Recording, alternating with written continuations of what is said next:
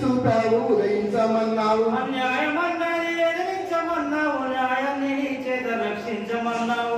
తల్లి నా పల్లె నేలా నీకున్నదే చరిత్ర చాలా, తల్లి నా పల్లె నేలా.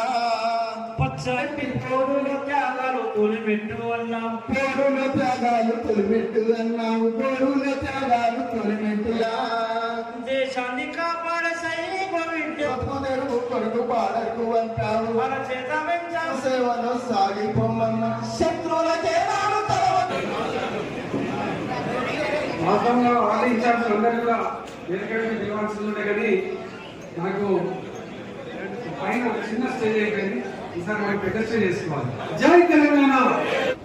ఎన్నికల సమయంలో ఈ యొక్క అధికారంలోకి రావడం కోసం కాంగ్రెస్ పార్టీ ఇచ్చినటువంటి హామీలలో 2500 మహిళలకు జీవన భృతి విధంగా ఏ విధంగా అయితే ఇస్తున్నారు, 4000 రూపాయలు పెన్షన్ వృద్ధులకు పెంచుతామని ఏ విధంగా అయితే చెప్పిందో, వీటన్నింటినీ కూడా ప్రశ్నించేటువంటి దిశగా మన కార్యాచరణను ఏ విధంగా తీసుకుంటే బాగుంటుంది అనేటువంటి విషయాలను మీరందరూ కూడా ఇలా చర్చించుకొని మనం ముందుకు నడుస్తాం.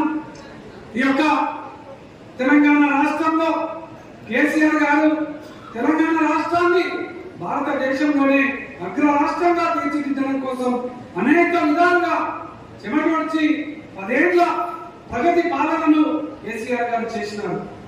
కానీ ఈ యొక్క కాంగ్రెస్ ప్రభుత్వం అధికారంలోకి వచ్చిన తర్వాత 15 నెలల్లోనే ఇలా బడ్జెట్లో, నిధులలో, ప్రజల సంక్షేమ పథకాలలో ఏ పథకాన్ని కూడా అమలు చేయడం లేదు.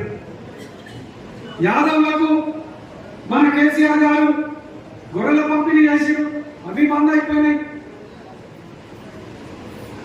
కులవృత్తిని నమ్ముకొని జీవించేటువంటి వాళ్లకు ప్రోత్సాహకాన్ని అందించేటువంటి విధంగా ఉచిత చేపల పంపిణీని చేసిండ్రు, అది బంద్ అయిపోయింది. తెలంగాణ రాష్ట్రంలో ఉన్నటువంటి కళ్యాణ లక్ష్మి పథకానికి తులం బంగారం ఇస్తున్నారు, అది కూడా కరువైపోయింది. ఇలా ఎక్కడ చూసినా కూడా ఈ ప్రభుత్వానికి మేము తగిన బుద్ధి గుణపాఠం చెప్పేటువంటి విధంగా రేపు స్థానిక సంస్థల ఎన్నికలలో మేము తప్పకుండా బీఆర్ఎస్ పార్టీకే గెలిపించుకుంటున్నామని చెబుతున్నటువంటి ఒక నేపథ్యంలోనే ఈ యొక్క సమావేశాన్ని మనం నిర్మాణం చేసుకోవడం జరుగుతాం.